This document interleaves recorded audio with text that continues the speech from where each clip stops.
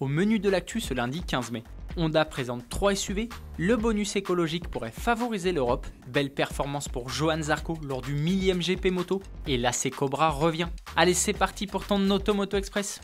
Honda présente 3 nouveaux modèles. Vendredi, Honda a présenté 3 modèles, tous des SUV. Le premier est une petite révolution. L'Anyone est un petit SUV électrique, le premier de la marque qui vient se placer aux côtés de l'autre modèle à pile, la Honda i.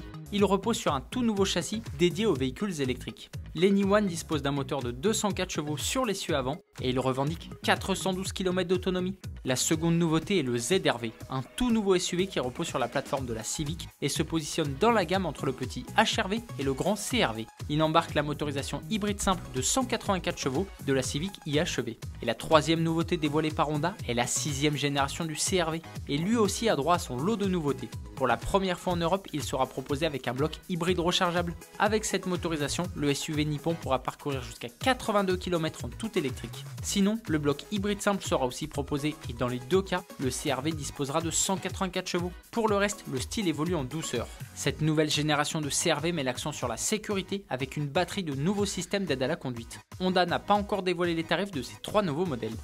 Vers un nouveau bonus protectionniste. Actuellement, pour l'achat d'un véhicule électrique vendu moins de 47 000 €, le gouvernement accorde une aide jusqu'à 5 000 €, peu importe où le véhicule est produit. Emmanuel Macron veut changer ça. Il souhaite que le nouveau bonus écologique prenne en compte l'impact environnemental de la production. Cette décision protectionniste vise à favoriser les batteries et les véhicules fabriqués en Europe et plus particulièrement en France où la production d'électricité est neutre en CO2 ou presque, ce qui n'est pas le cas de pays comme la Chine. Ce nouveau bonus pourrait pénaliser les Tesla et autres marques chinoises aux tarifs très agressifs.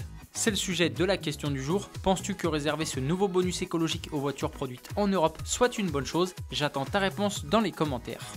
Zarco sur le podium du 1000e GP de l'histoire. Ce week-end, le circuit Bugatti du Mans accueillait le 1000e Grand Prix moto de l'histoire. Pour l'occasion, 117 000 spectateurs avaient fait le déplacement dans l'espoir de voir briller nos pilotes français, Johann Zarco et Fabio Quartararo. Une fois n'est pas coutume cette saison, Ducati a régné en maître sur le circuit Bugatti du Mans avec un triplé au classement. Marco Bezzecchi s'est imposé, suivi par Jorge Martin et Cocorico. Johann Zarco est monté sur la 3e marche du podium. Il a su profiter de la chute de Marc Marquez dans l'avant-dernier tour pour s'emparer de la 3e place. Fabio Quartararo, qui connaît lui un début de saison très compliqué avec Yamaha, a terminé 7e. L'AC Cobra renaît de ses cendres. AC Cars, le plus ancien constructeur britannique en activité et père de la légendaire Cobra, vient de présenter sa descendance, la Cobra GT Roadster.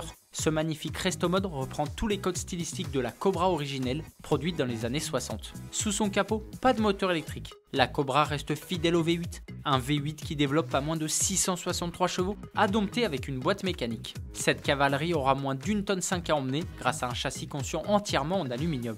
Résultat, ce monstre abat le 0 à 100 km/h en 3 secondes 4. Dans l'habitacle, l'AC Cobra GT Roadster entre dans le 21e siècle avec des fonctionnalités comme les vitres électriques ou un système d'infodivertissement. AC Cars a annoncé produire 250 exemplaires par an, vendus plus de 320 000 € pièce. C'est le moment de revenir sur la question de jeudi. On te demandait quelle Bugatti tu t'offrirais si tu en avais les moyens. Et la Bugatti Chiron Super Sport 300 Plus est beaucoup revenue. Palm Beat, c'est ta voiture de rêve. Dernière chose avant qu'on se quitte, les sujets diffusés dimanche dans Automoto sont déjà dispo sur MyTF1. Tu pourras découvrir ou redécouvrir la saga 25 ans d'Audi TT ou encore voir un grand format sur 3 femmes pilotes qui cartonnent en endurance. Ton épisode du jour est terminé, on se retrouve dès demain. Bonne soirée, allez ciao!